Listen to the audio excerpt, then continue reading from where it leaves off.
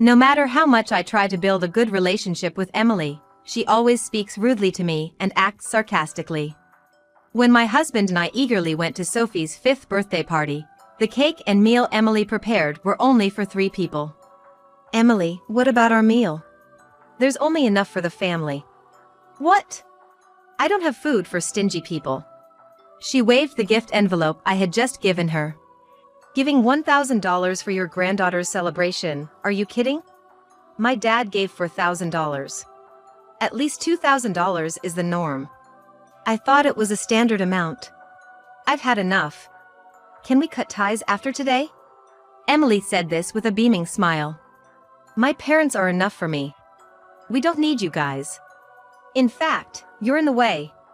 My husband, Dan, and I looked at each other. Shall we go home? Yeah. I clenched my fist. No more patience. I'll make her regret ruining Sophie's birthday and treating us badly. I'm Barbara, a 60-year-old housewife living with my husband, Dan. I work part-time at a restaurant. Since our eldest son, Mike, landed a job at a big corporation, we felt a weight lifted off our shoulders. On weekends, Dan and I enjoy going to movies and traveling, just the 2 of us. Dan is kind, and Mike is considerate and serious. I felt blessed, but secretly worried about Mike not showing any interest in marriage even in his late 20s. I wanted to be called grandma someday, but I understood that many young people nowadays choose not to marry. Just when I was about to give up, Mike brought his fiancée home. She was Emily, the daughter of a well-known local business family. They met at a cafe near Mike's workplace. Emily, not keen on office work, was working there part-time for social experience, as her cousin would take over her father's business. She seemed like a beautiful and capable woman, the kind to take the lead with Mike. After they got married, they had a daughter, Sophie, the next year. Living in an apartment in the same city, they visit us during holidays, bringing Sophie along. Dan and I adored Sophie immensely. And Emily seemed happy to see this. But our initially good relationship with Emily started to crack, beginning with her requests. As usual, the family came to visit. Taking advantage of Dan and Mike going shopping, Emily confided in me. Sophie has sensitive skin, so we have to be careful with clothes. Good quality ones are pretty expensive. Was she hinting for me to buy baby clothes? I wondered. Mike earns well above the average salary for men in their 30s. If he knew she wanted to buy clothes for Sophie, he'd surely agree without a second thought. Maybe they're saving for the future and don't want to spend from the household budget. Also, I thought her family was wealthier than ours, but maybe it's hard to ask her parents for money. Emily, do you want some clothes? Hesitantly, I asked, and Emily's face lit up instantly. Yes, I love this brand. It's so cute. Famous actresses often dress their kids in it. She showed me a picture on her phone, and I was stunned. A short-sleeve t-shirt was $140, a lace dress $200, and brand logo ballet shoes an astonishing $2,000. Emily, isn't that a bit extravagant for folks like us? I gently chided, but Emily's eyes flashed as she retorted. Don't you think Sophie's adorable? I don't mind wearing thrift store clothes, but I want my daughter to wear the best. Overwhelmed by her passion, I ended up buying her high-brand clothes and shoes as she begged. I didn't feel comfortable telling Dan, so I kept it to myself. I bought them with my own salary, so it's okay, right? I excused myself internally. After that, I continued to give her clothes and shoes for events like birthdays, Christmas, separate from other gifts. But one thing puzzled me. Whenever the clothes arrived, Emily always sent a thank you message, but she never posted a photo of Sophie wearing them. One weekend, while having lunch with a friend, I shared this with her. She thought for a moment, then showed me a flea market website. Is this? I exclaimed in surprise. The same items I gave Emily were listed 2 days after I sent them. The same items you bought for your daughter-in-law? Yes, the spring limited edition, no doubt. And they're unopened. I always shop here for kids' clothes, so I keep an eye on it. This brand is popular, so unopened items sell for a good price. My friend said, frowning. I remember this seller's username, it's unique. They list high-brand items several times a year. Maybe they're selling gifts they received. I felt bitter. This could be a coincidence if it happened just once. But if it keeps happening, it's safe to assume Emily is secretly selling the clothes I send. Or perhaps she's been having me buy them with the intention of selling them all along. As I kept checking the website, I noticed that 2 days after I sent clothes, the same items would always appear, listed under the same username. Last Thanksgiving, when I visited my eldest son and his wife, I finally told Emily. I'm gonna stop sending clothes after this time. Why? Emily puffed her cheeks. Dan's against it. Says they're too pricey for kids' clothes. But don't worry, we'll still give toys and gift cards like before. I explained, having discussed this belatedly with Dan. Dan agreed with me. Emily's a stay-at-home mom. She's probably selling the clothes for extra cash. If it's hard to say no, just use my name. Thanks, I'll do that. Sure enough, when I mentioned Dan's name, Emily swallowed her complaint. She's not comfortable with quiet Dan. Fine. But your husband's stingy. She spat out bitterly, but after that, she stopped asking me for kids' clothes. There were other troubling things about Emily's behavior. She's either germophobic or just doesn't like me. Whenever I tried to touch Sophie, she insisted I wash and sanitize my hands. Furthermore, when I visited Emily in Mike's apartment, Emily would follow me around with an alcohol spray in hand, promptly disinfecting any place I touched. Even in these times sensitive to infections, being treated like a germ was unpleasant. As my distrust of Emily grew, she suddenly called me. Surprised, I answered, and Emily said cheerfully, "We're gonna have a birthday party for Sophie. Would you and Dan like to come celebrate with us?" Really? Is that okay? I asked back, surprised. Usually, we invite her kindergarten friends, but this year, we already celebrated with kids who have birthdays close to hers. So, we thought we'd invite you and Dan. How about next Sunday? We're free. Thank you, we'll be there. I was delighted since I usually sent the presents by mail. Is the doll she wanted before okay for a present? Or should I get a gift card? Could you make it cash this time? Understood. I consulted with Dan and wrapped $1,000, then headed to Mike and Emily's apartment the following Sunday. In their living room, stylishly decorated with pastel balloons and garlands, stood Sophie, shyly smiling, wearing a pink dress and a ribbon in her hair. "Grandpa, Grandma, thanks for coming to my birthday party," Sophie said, bowing slightly. Dan and I couldn't help but smile warmly. She always looked cute, but today she was like an angel or a fairy. "Thank you for inviting us. Turning 5 today, you're a big girl now." "Yeah, I'm a big girl now." Her confident response was adorable. "Mom, Dad, thanks for coming." Mike appeared, and Dan and I gasped. It had been months since we last saw him. He looked much thinner and had dark circles under his eyes. "Have you lost weight? Busy with work?" Yeah." Mike's vague smile made me uneasy. "Mike, you're keeping up with your health checkups at work, right?" "Yeah, I am." "Oh, sorry, I've got a call from work." He stepped into the hallway, ended the call quickly, and returned. "I gotta go to the office. I'll be back by evening. Emily, please order dinner for Mom and Dad too." "Okay."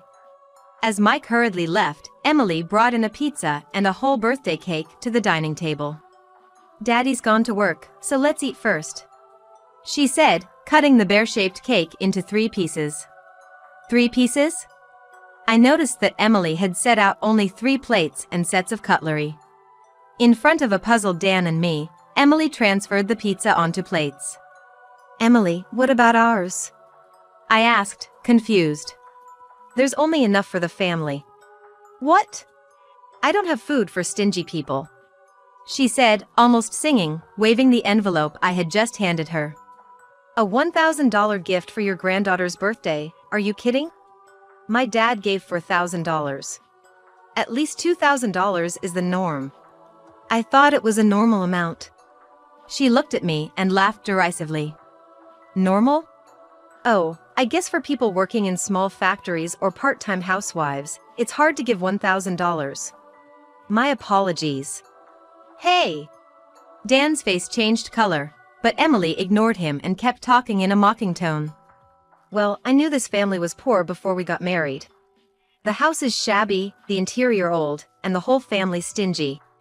It's almost funny how much this is a mismatched marriage. But it's worse than I expected. Anger bubbled up inside me. Mismatched marriage? She was the one who pursued Mike and started their relationship. I shouldn't be treated this way. So, I've always been thorough with disinfecting to prevent your poverty germs from spreading to us. It would be terrible if the daughter of a company president and Mike, working at a big corporation, got tainted with poverty. That explains why. She was always vigorously wiping her hands with disinfectant wipes until her skin almost peeled. But I've had enough. Can we cut ties after today? Emily said this with a full smile towards Dan and me. Just having my parents is enough. We don't need you guys. In fact, you're in the way. Dan and I exchanged glances. I thought he would be angry, but he seemed more exasperated and detached than anything. Shall we go home? Yeah. As we headed to the entrance, feeling weary, Sophie came running after us, looking confused. Grandpa, Grandma, are you leaving already? I was looking forward to playing with you, Sophie said, tears starting to fall. My heart clenched. I kneeled and hugged her. I'm sorry, dear. We're leaving today, but we'll come to see you again soon. Be good and listen to your mom and dad until then, okay?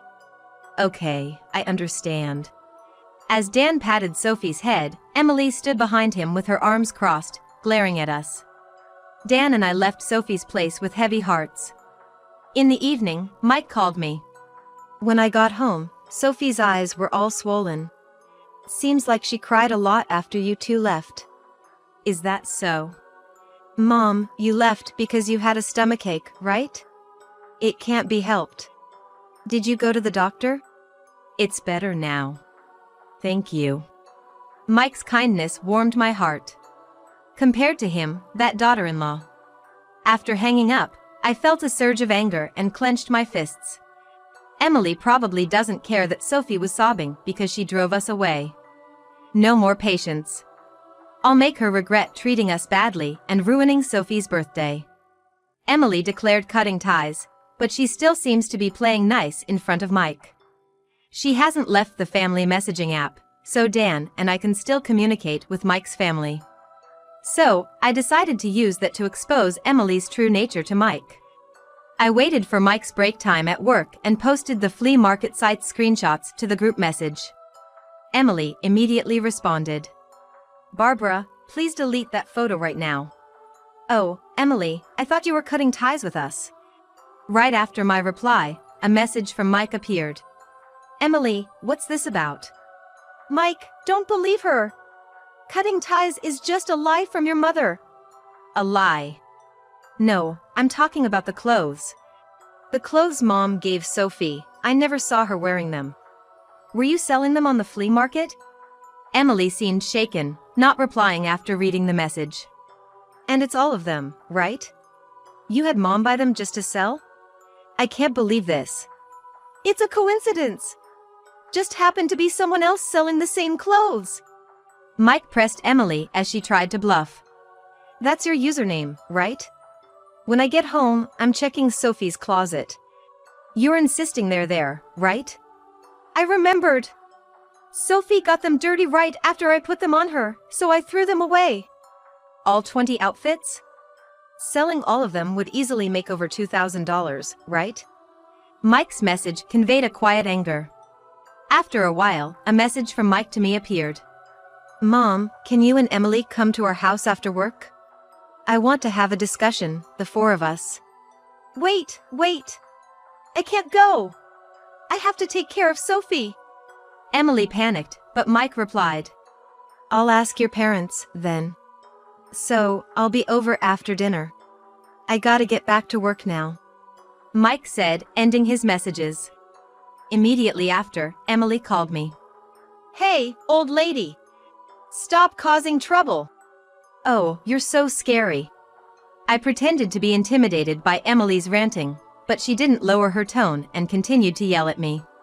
I told you we're cutting ties. Don't be so chummy in the family messages.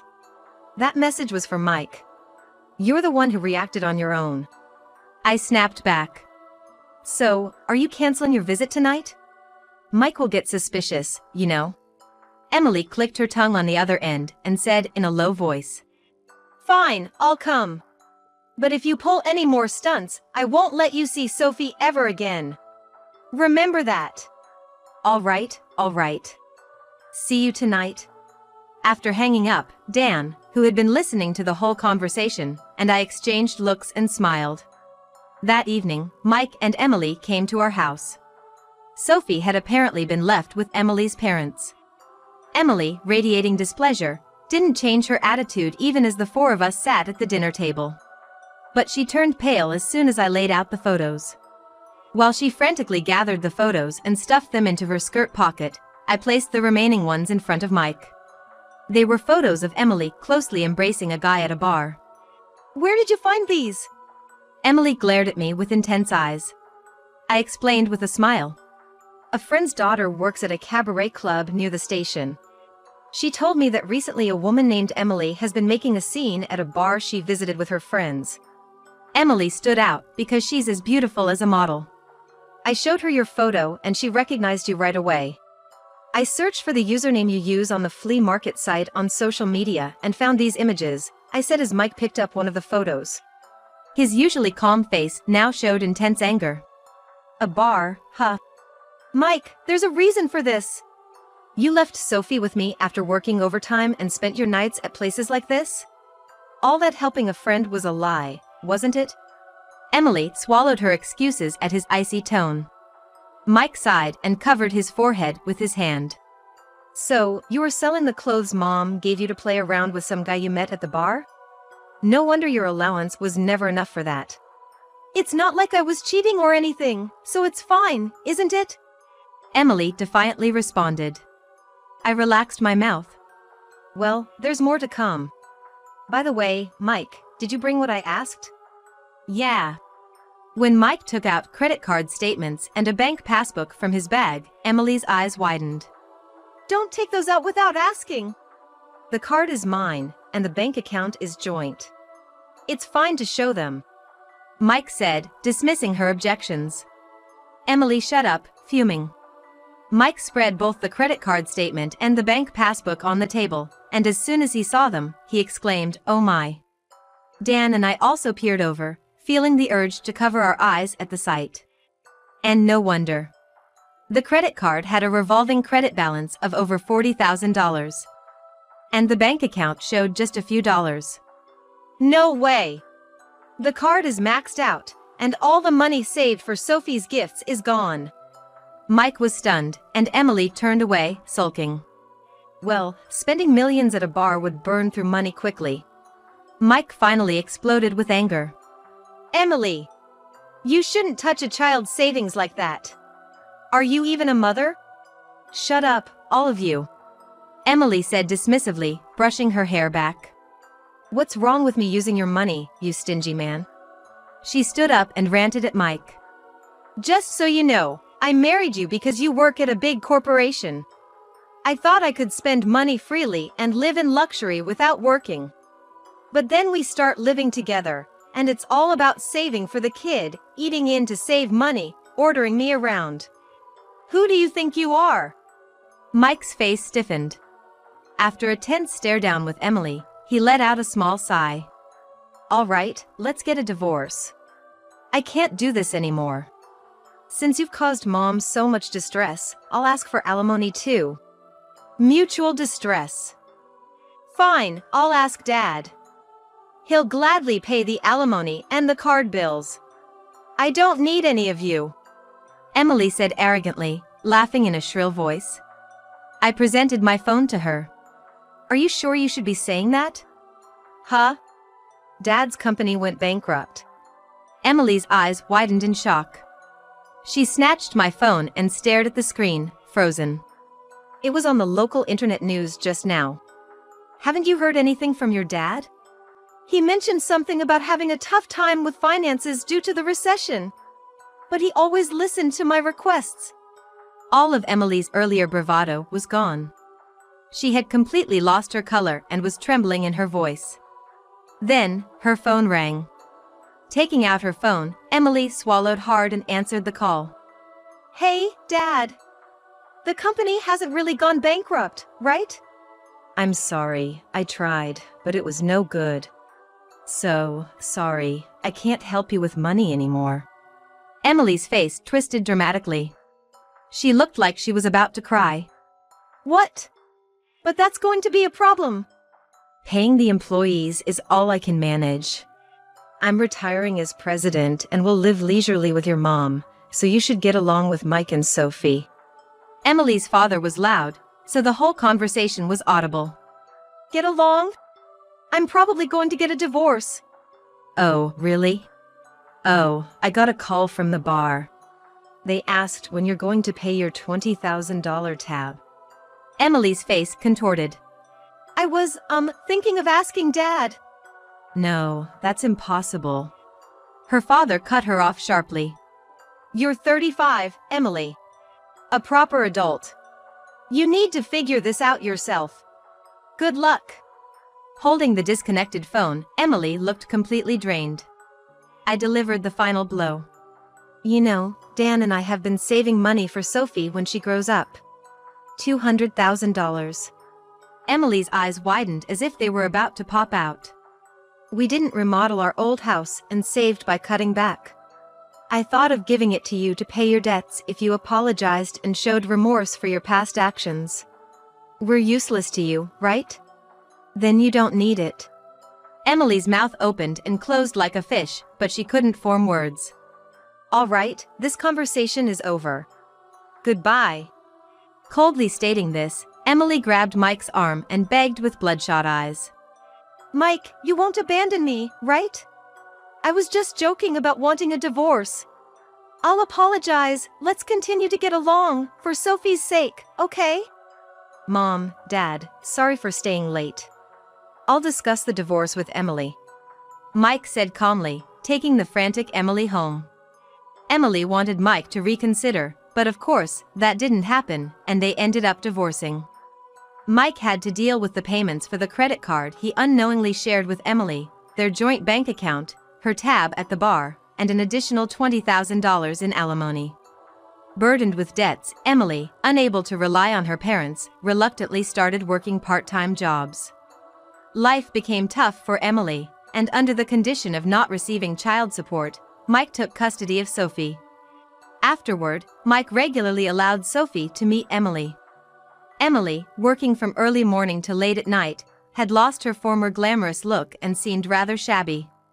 I was freed from the days of being pestered for money and subjected to Emily's snide remarks, enjoying each day freely. As it was hard for Mike to raise Sophie alone, we suggested he move in with us. Dan and I decided to help with raising her. On days when Mike had to work overtime or on weekends, I, who returned from work earliest, would pick Sophie up from daycare. Sophie, resembling her father, was a very kind child. She would make beaded jewelry and give them to Dan and me on our birthdays, along with letters. I look forward to her future. The three of us adults want to warmly watch over Sophie's growth.